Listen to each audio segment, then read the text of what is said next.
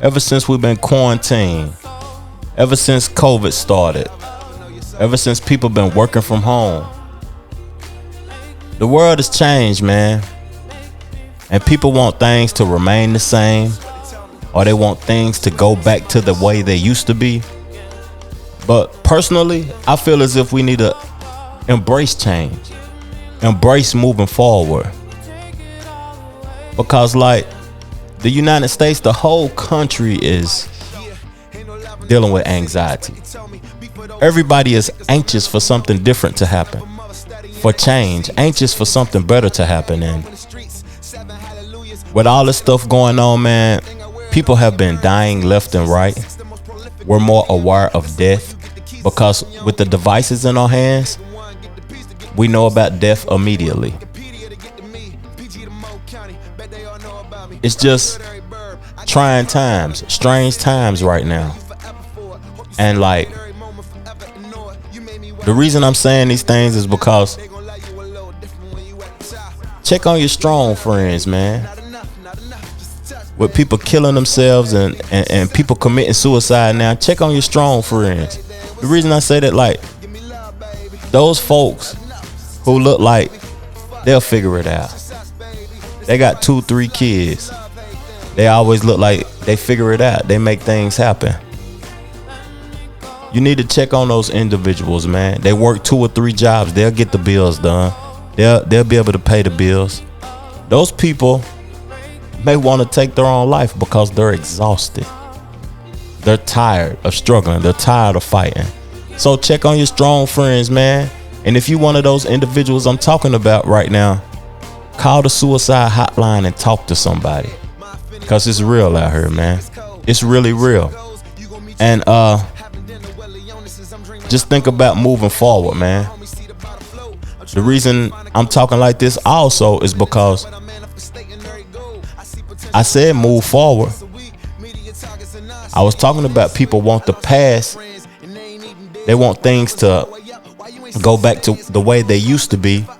All of those situations come because people aren't embracing right now. They're not happy for right now. They ain't thankful for the moment. They're thinking about how it used to be or how it's gonna be. They ain't thinking about right now. But you know, man, this the Cabernet conversation. We still celebrating black. It's Black History Month, and you already know we getting on into the pie. Let's do it. I am happy to join with you today in what will go down in history as the greatest demonstration for freedom in the history of our nation. Shining down, shining down, shining down, shining down, y'all, shining down. So I was looking at the Breakfast Club today, and there was a person on there that was saying some intriguing things. Like, I love when the Breakfast Club have Dr. Umar on there, or a black author, or somebody that is a senator or a person that's in a political position that's an African American, and they're speaking about education. They're speaking about black struggles and black situations and things that's going on with black people. And if you are like one of the people that's Caucasian or a different race that's watching this podcast and you support the podcast, I appreciate you being here, man.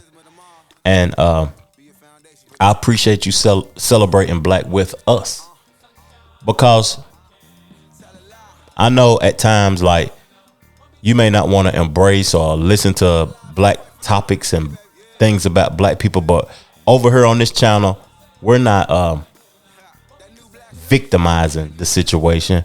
We're not speaking negative on any other individuals over here. This is positive, uplifting, educational, chill, kickback topics or whatever. But this person that came on, her name is Kimberly Jones. And I ain't talking about Lil' Kim that's with Bad Boy. I'm talking about Kimberly Latrice Jones. She's an American author known for co-authoring the book I'm Not Dying With You Tonight, and for the viral video, How Can We Win? published during the George Floyd protest. She said some profound things on the Breakfast Club today. And when she was saying those things, I said, I need to discuss this with the people who watch my podcast that wants to get into the comment section and chop it up with me and further the discussion. But this is what she said, though. Defund the police. And you talk about your own experience with police brutality, which, by the way, was hard for me to read. So I can't even imagine what it was like for you to have to experience something like that. So do you think, or what do you think, let people know could happen for the police to actually work better in our country, because it hasn't? Well, I mean, policing is the grandchild of slave catching. And so the tenets of it has never changed since then. And even when you look around things as simply like, to me, George Zimmerman is a great example of that. And the reason that I say that is because when slave catching started, it basically deputized any white person to stop any black person at any given time and be like, what you doing? We still being stopped by random folks with no authority asking them what you're doing. And so what you look at in the 60s and 70s was there was actually a transition and a change even in the uniform of the police officer that became more militarized. And so now what we really have is a military, a local military, as opposed to an actual policing system. And also you are having police calls being made for things that are not connected to criminality. That's right. Like mental health issue. Yeah, mental health issues. Child truancy, things that don't require a person with a gun and a badge to do it. Also, even when you look at the recruiting videos for police, it's not the nice, friendly police officer of the 1950s getting the cat out of the tree. It's somebody jumping over a car thinking they want to be Rambo, like join the police forces, live your best life. It's like, really? Is that what we're doing? We're trying to have a militarized system against the people. Policing is supposed to be about public safety. We have neglected public safety and really created an attack on the people. Can you bring? That's so real, man. What happened to protect and serve that they used to promote on the side of the cars? But before I get into my thought process, I'm going to give y'all a little story, a backstory about me. So growing up in the neighborhood I grew up in, it was like I hustled. I did some things to try to achieve finances. And I purchased a car before I was old enough to drive. So with me doing that, I was on the streets learning how to drive. And I got pulled over by a cop. His nickname, his street name was Cop Killer Miller. And when he pulled me over, he said, I'm never going to take you to jail. But every time I see you and I see this car move, I'm going to write you a citation and hinder you from getting driver's license. Every time. And I used to think I could get away, like go to the store right quick or go to Walmart right quick. I was just 15. I had a car. And I wanted to ride to school or whatever, drive to school. And he would catch me every time. I had like 7 or 8 to 10 citations. They were just building up. And it hindered me for a long time from attaining driver's license. I probably didn't get driver's license until I was 23, 24. I probably paid over $17,000 in citations. I have over 100 citations. And to me, that seems like harassment. For me not being able to obtain driver's license and get in trouble. And I'm not saying that they're wrong for doing their job, because I was wrong from the jump for driving when I shouldn't have been. So I'm guilty off top. But the laws in America, the Constitution, all of that stuff wasn't in consideration for black folks. It wasn't. And at the beginning, she said that policing is the grandfather of slavery, of slave catching. That's what she said. Let me correct myself and be right. The grandfather of slave catching. When I think about that, I think about profitability. Why would they change anything? And on the Two Brothers podcast, me and Troy talk about the police don't need to be defunded. The funds need to be reallocated.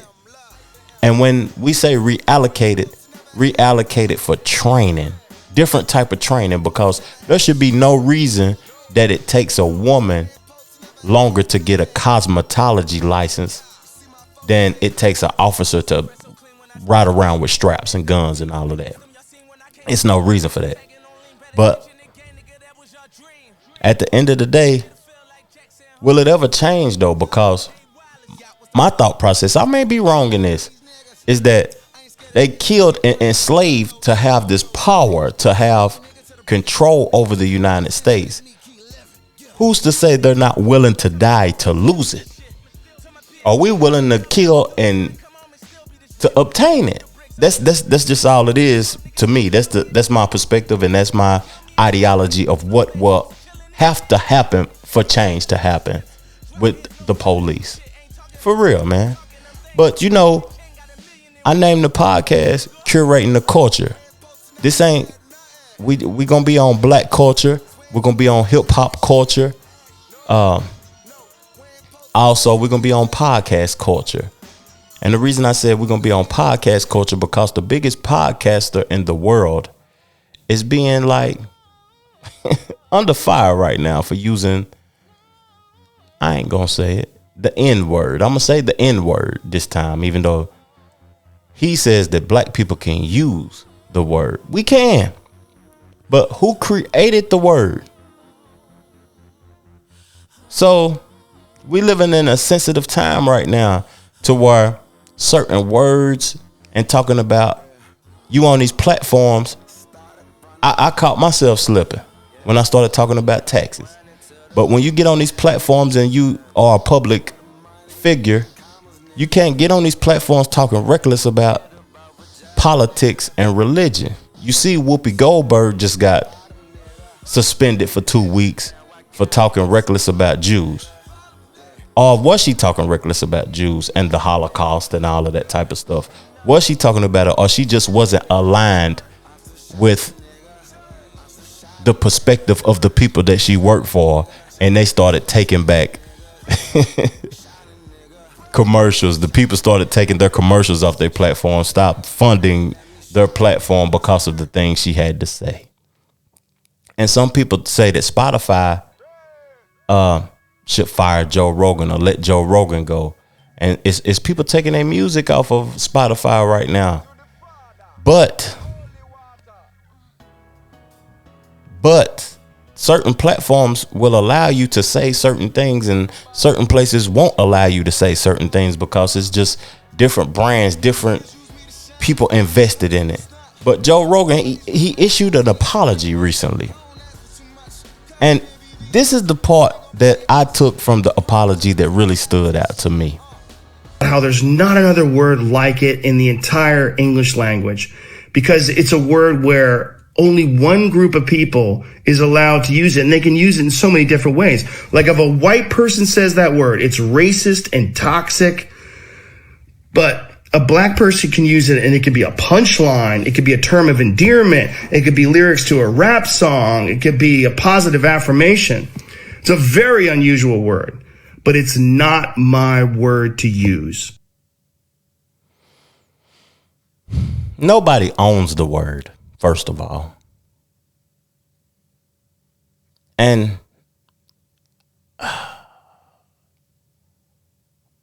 black folks can use the word because the word was used against us to belittle us, to like look at us as a lower tier of human being, or not to look at us as humans, period.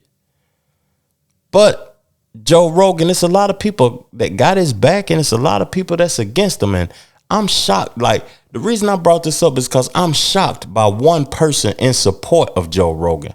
I got to pull up the context, because it was weird to me that this person, of all people, is supporting what. Hold on. Let me find it. Jay Prince, the CEO of Rapalot, the CEO for the Ghetto Boys. He's like the black John Gotti of the South. This is Black History Month. We celebrating black. I ain't hating on him, but this is what Jay Prince had to say. Joe Rogan is not a racist. I know this brother. It takes a sincere individual to admit when they are wrong and have effed up about a situation. As you can hear, he's done that. And I forgive him because I never want to become one of those people that are filled with unforgiveness and hate that we complain about all the time. Let this be an example to others of the sensitivity of the word nigger being said by anybody other than a nigger.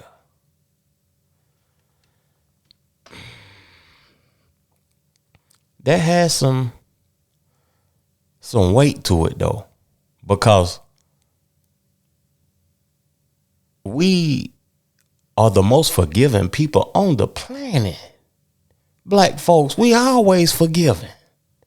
We always give somebody a pass.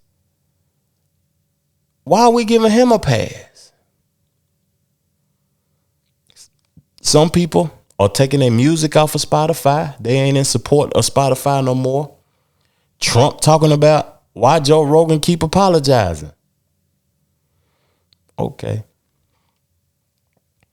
It's just a sticky situation. And my perspective is that nobody should be using the word period, but white folks definitely shouldn't be using the word and calling people gorillas and all of that old type of stuff. Joe Rogan said he went to a black neighborhood to watch the Planet of the Apes, and he was in a neighborhood full of gorillas talking reckless. He been talking reckless, saying the word in a context where he think that it's not negative, but the word shouldn't be used, period, by a person that ain't one. That's all I gotta say about that, man. It's just weird. I'm not in support of Joe Rogan. I ain't never listened to a whole Joe Rogan podcast, and he's the biggest podcaster in the world. But man, it just don't look good on Spotify end that they letting that slide. They letting it slide with no repercussions. It's just my perspective, man.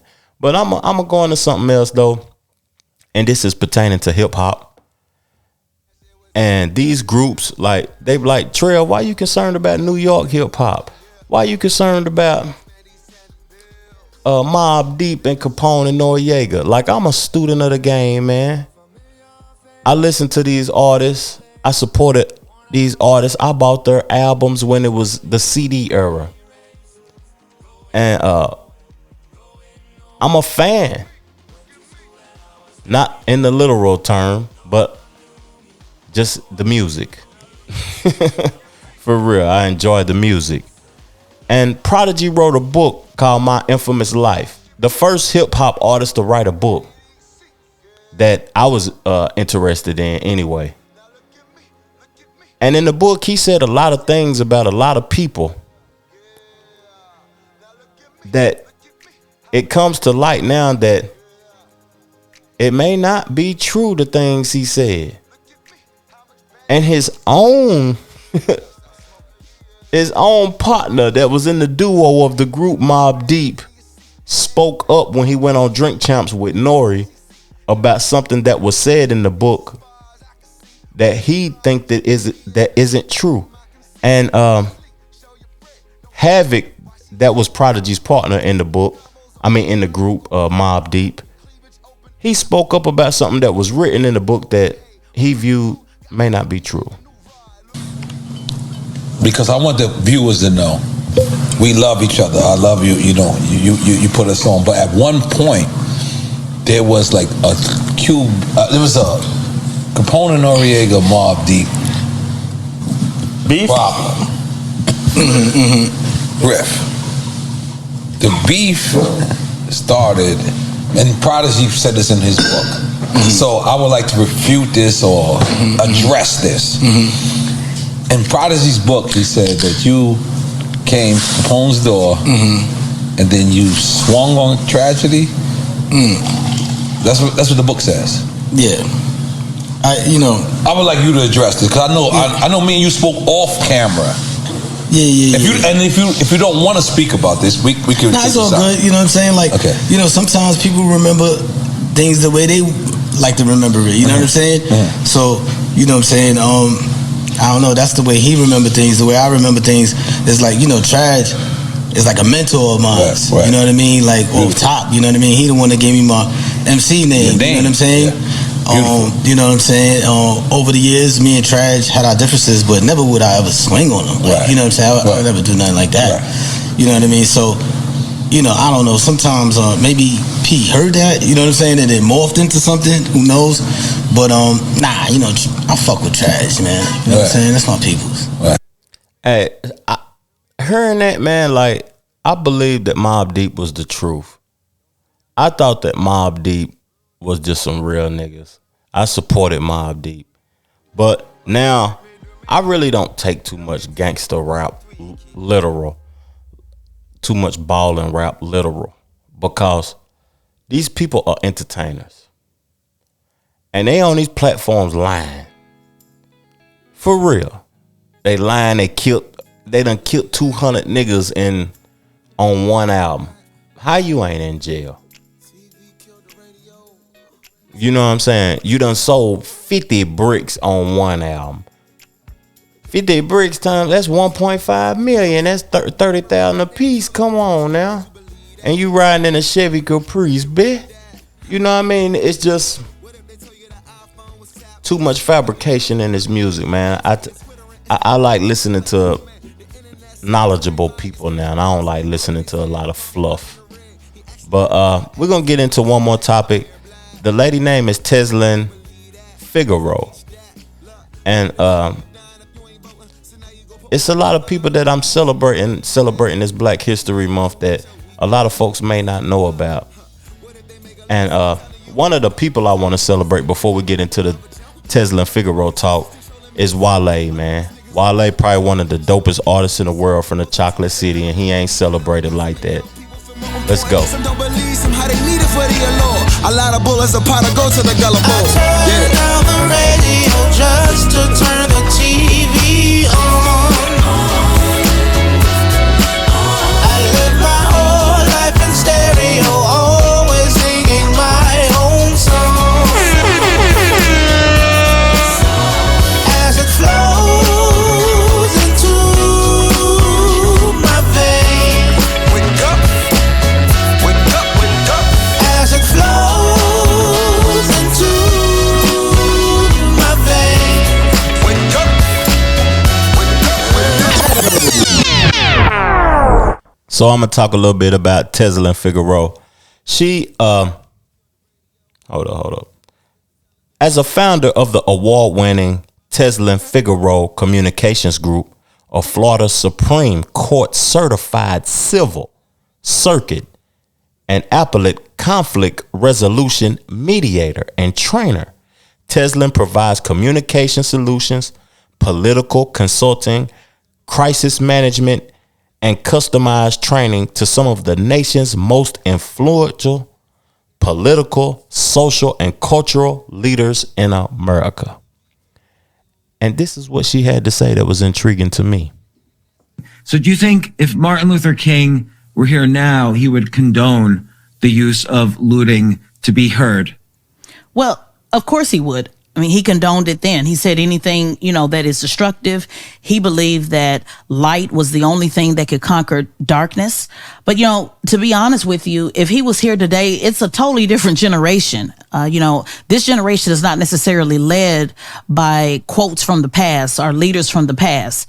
This generation is frustrated with the fact that there was looting and rioting and all of those things done in the past, the same as there was police brutality in the past, the same as it is today. So when people focus so much on looting, I can be honest with you and say that there is a sector of the Black community that is offended by that it is more conversation wearing about the looting than the conversation about why there's looting in the first place and how do we fix it. America is a capitalist society. And when African Americans were brought over to this country, value was placed on our head, literally. My ancestors had a price on them. So it seems that America has more concern with property, more concern with damage to property, more concern with how the economy is damaged, more so than the people who have been damaged by the economy. Now, she said America. Who is America? Is America white people? America isn't everybody. America isn't the whole. So black folks have a right to feel as if America is wrong for valuing property and things over the human being. But when have they shown us otherwise? Never. She said we live in a capitalist country. Do people know what capitalist mean? That means money is more important than the human being. You are not more important than real estate. You're not more important than property, than the well-being of us staying in the position that we're in power, and we're willing to die for it. Are you willing to kill for it to make a change? I said it. I'm sorry. Hey man, thank y'all for tuning in, man, to the podcast, man. If you listening to the audio version, come on over to the YouTube version so you can see the visuals, man, and chop it up with your boy now. If you're looking at the bottom of the screen, you see that Cash App sign, and you want to donate to the show at Wavy Neutron to donate to the show to make sure we keep elevating, to make sure the brand keep getting better and better and better. And if you want to check me out on Instagram and follow me on Instagram so you can be up on the current topics and the current discussion or whatever, go on to the Instagram, man. But we continuously celebrating black, man, and we loving black, and we loving us, and we showing each other love, and we ain't killing each other, man. We out, man. Chill. I am happy to join with you today in what will go down in history as the greatest demonstration for freedom in the history of our nation. Shining down, shining down, shining down.